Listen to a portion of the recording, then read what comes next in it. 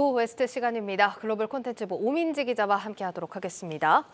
오 기자, 요즘 뉴욕 증시 분위기가 심상치 않은데 지난주 내내 좀 흐름이 안 좋았죠? 네, 지난주 미국 3대 증시 모두 이 큰 폭의 하락세를 보였습니다. 지난주 다우지수는 9.46%나 하락했고요. 나스닥은 4.21%, S&P 500은 3.29% 하락했습니다. 지난달 26일에 있었던 잭슨홀 회의에서 제롬 파월 의장의 매파 발언이 약세장을 만든 건데요.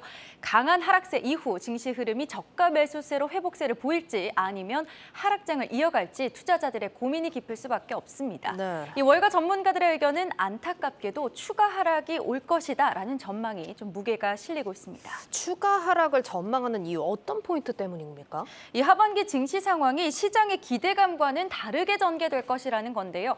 골드만삭스의 수석 전략가도요, 이렇게 분석을 했습니다. 현재 시장은 미국 경제가 연착륙을 기대하고 있다라고 하지만 반면 인플레이션과 경기 침체 리스크가 심화되고 있는 만큼 경제 연착륙은 불가능해 보인다라는 겁니다.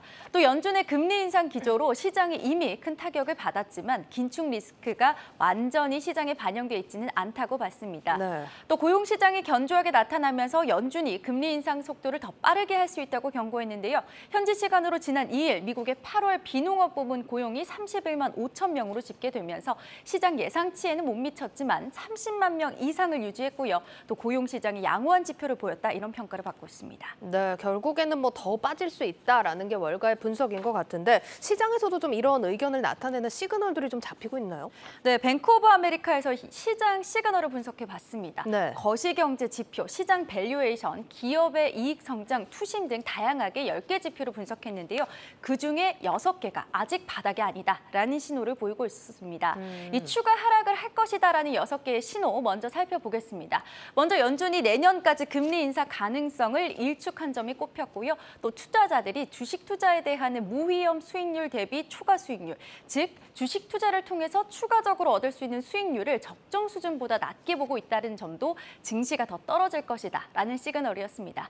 현재는 이 주식 리스크 프리미엄이 적정 수준보다 75bp 정도 낮다라고 평가를 받고 있습니다. 다시 말해 투자자들이 주식 투자에 기대감이 크지 않기 때문에 이 참여자로서 더 많이 줄어들 수 있다, 증시 하락으로 이어질 수 있다라는 겁니다. 예, 그러니까 연준도 계속 긴축을 이어갈 거고 투자자들 투심도 안 좋아질 수 있다라는 의견이었습니다. 그럼 또 어떤 시그널이 있었나요? 네, 최근에 3.5%까지 올랐던 미국의 2년 만기 국채 금리가 현재 수준보다 50bp 이상 하락해야 한다는 점도 꼽혔습니다. 네. 이와 함께 채권 수익률 곡선이 지금보다 더 가팔라야 하고 또 S&P 500 기업들의 12개월 추정 이익 대비 주가 수익 비율, 즉 PER이 지금보다 더 낮아져야 한다는 점도 추가 하락 시그널로 보였습니다. 반대로 이 반등을 기대할 수 있다라는 지표로는요. 지난 주말에 발표된 8월의 고용 지표에서 실업률이 3.5%에서 3.7%로 소폭 상승했다라는 점입니다. 네. 이 경기 침체 우려는 하지 않아도 될 만큼의 수준이면서 연준의 의도대로 고용 시장의 열기가 한김 식는 방향으로 가고 있다라는 신호로 시장이 해석할 수 있습니다. 이 밖에도 주요 투자자들 다수가 시장에 대해 약세장을 전망하고 있다는 점, 그리고 이 약세장 내에서 5% 이상 지수가 오르는 베어마켓 랠리가 2차례 이상 있었다는 점 등이 꼽혔습니다. 알겠습니다. 일단 시장 전망을 좀 해볼 수 있는 시그널들 시장에서 찾아봤는데 지금은 좀 보수적으로 접근하는 게 좋지 않을까 싶습니다. 월가에서 그러면 추가 하락이 온다면 어디까지 떨어질 걸로 좀 예상을 하고 있을까요? 네, 현재 월가는 S&P 500을 기준으로 했을 때 3,600선까지 하락할 수 있다 이렇게 보고 있습니다. 네. 현재는 S&P 500이 3,900선에 머물고 있는데요. 현재 수준에서 300포인트 정도 지수가 더 빠질 수 있다라는 겁니다. 투자 정보 업체인 BTIG의 최고 시장 분석가는요.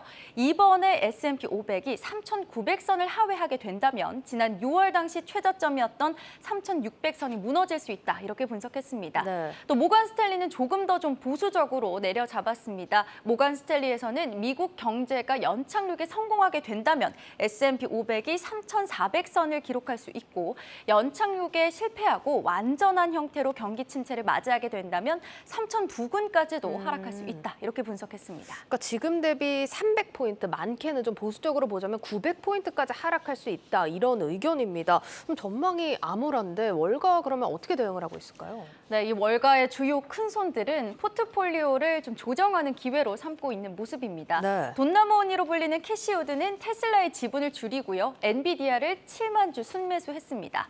엔비디아의 어닝 쇼크, 수출 규제 등 이 악재가 이어지고 있음에도 저가 매수 중인 건데요. 또 오마의 현인으로 불리는 워런 버핏은 올해 2분기에 애플과 옥시덴탈 페트롤리움 주식 비중을 늘린 반면 버라이즌과 또 로열티 파마의 주식은 모두 처분을 했습니다. 3분기에 들어서는 중국의 전기차 업체인 BYD의 지분을 지속적으로 매도하고 있으면서 지금 현재까지 포트폴리오를 재정비하고 있는 모습입니다. 알겠습니다. 월가에서는 포트폴리오 재정비에 들어갔고 지금은 뭐 시장 지표나 연준 인사들의 발언 민감하게 체크를 해야 하는 시기입니다. 이번 주에 좀 주목해볼 만한 일정들 어떤 게 있을까요? 우선 오늘은 노동절로 미국 증시가 휴장입니다. 6일부터 거래가 재개가 되고요. 8일에는 미국 연준의 경기 동향 보고서인 베이지북이 공개됩니다. 또 이날 유럽 중앙은행도 통화정책 회의에서 금리 인상을 결정하고 또 매파적인 입장을 내놓을 가능성이 높습니다. 또 이날 파월 연준 의장이 또 연례 컨퍼런스에서 연설을 할 예정입니다.